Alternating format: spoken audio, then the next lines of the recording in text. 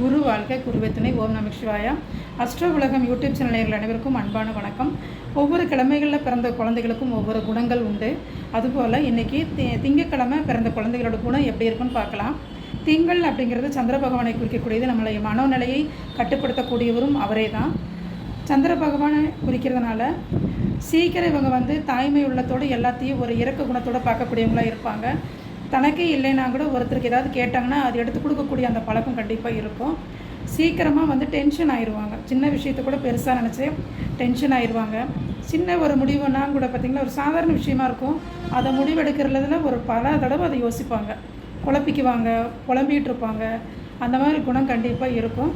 ஜாதகத்தில் அந்த சந்திரனோட நிலையை வச்சு தான் இவங்க நல்ல தைரியசாலியாக இருக்காங்களா, இல்லை கோழையாக இருக்காங்களா, இல்லை எதையும் சமாளிக்கக்கூடிய திறன் இவங்களுக்கு இருக்கா அப்படிங்கிறத நம்ம சந்திரனோட நிலையை வச்சு நம்ம அறிய முடியும்.